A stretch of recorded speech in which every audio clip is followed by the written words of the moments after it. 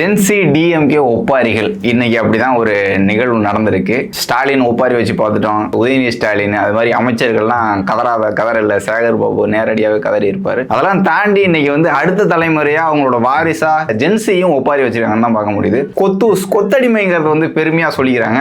Proud to be எ கொத்தூஸ் அப்படிங்கிறாங்க. இந்த மாதிரி கேவலமான ஒரு விஷயத்த வந்து எப்படி பெருமையா சொல்றாங்கன்னா, அடிமைத்தனத்தை வந்து ஒழிக்கிறது தான் ஒரு அரசியல் கட்சியோட இயக்கத்தோட வேலையே. ஒரு இயக்கத்தோட வேலை வந்து மக்கள் அடிமையா இருக்கக்கூடாது, யாருக்காகவும் எதற்காகவும் அடிமையா இருக்கக்கூடாதுங்கிறது தான் ஒரு இயக்கத்தோட வேலை. ஆனா ஒரு கட்சிக்கு ஒரு குடும்பத்துக்கு காலங்காலமா நாங்க கொத்தடிமையா இருப்போம், கருணாநிதி தான், ஸ்டாலின் தான், உதயநிதி தான், இன்பநிதி தான், அதுக்காக நாங்க கொத்தடிமையா வாழ்ந்து சாவுறோம் அப்படின்னு சொல்றது வந்து எந்த அளவுக்கு ஒரு இயக்கம், என்ன மாதிரியான ஒரு இயக்கம்னு தெரியல. இதுல டிஆர்பி ராஜா பேசுறாரு, எந்த கொம்பனாலும் அழிக்க முடியாது திமுக அப்படின்னு பேசுறாப்ல.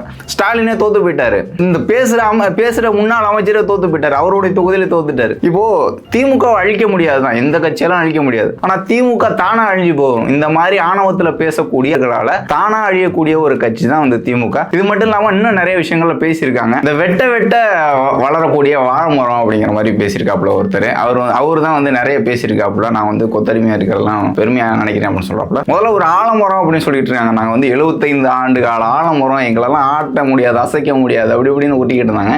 இன்னைக்கு வாழை மரமா மாறிட்டாங்க போல இருக்கு. நாங்க வெட்ட வளருவோம் அப்படிங்கிற மாதிரி உருட்டை மாத்திட்டாங்க. திமுகவுடைய தோல்வியை வந்து ஒத்துக்க முடியாம ஸ்டாலின் வந்து ரீல்ஸுங்கிறாப்புல, உதயநிதி இன்ஸ்டாகிராம் சொல்றாப்புல, எல்லாருமே அக்கௌண்ட் ஓபன் பண்ணுங்க இன்ஸ்டாகிராம்ல அப்படின்னு சொல்றாங்க. இவங்க ஜென்சி அப்படின்ட்டு நான் கட்சிக்காரன் இல்லைங்க திமுக வந்து காப்பாத்துறதுக்காக வந்திருக்கேன் அப்படின்ட்டு திமுக உறுப்பினர் கூட சொல்ல தயங்கக்கூடிய ஆட்கள் வந்து இன்னைக்கு மக்களுடைய தீர்ப்பை இவங்க வந்து எதனால தோத்தாங்க அப்படிங்கிறத மறந்துட்டு மறுபடியும் இந்த ஆணவ பேச்சு வந்து முன்னாள் அமைச்சர்கிட்ட இருந்து கீழே இருக்கிற அவங்களோட வாரிசு தான், வேற யாரும் வெளியில இருந்து வந்தாங்கன்னா தெரியல, வயசானவங்க தான் நிறைய பேர் பின்னாடி உட்காந்துருக்காங்க அந்த கூட்டத்தில், அந்த அரங்கத்தில். பெரிய ஜென்சி புரட்சி எல்லாம் வெடிக்க போறது இல்ல, உருட்டுகள் தான். ஊப்பிங்கிறத வந்து அது ஊப்பிங்கிறதுக்கும் பெரிய ஒரு பெருமையா 200 ஊப்பிங்கிறதும் பெருமையா பேசிட்டு இருக்காங்க. பேசிக்கிட்டே இருங்க, இந்த மாதிரி ஆணவத்தில் பேசிக்கிட்டு இருங்க. டிஆர்பி ராஜாவுக்கு சொல்ல விஷயம் வந்து இந்த மன்னராட்சி மன்னரோடைய மனநிலையில இருக்க இந்த ஆணவம் தான் திமுகவை அழிச்சுக்கிட்டு இருக்கும்.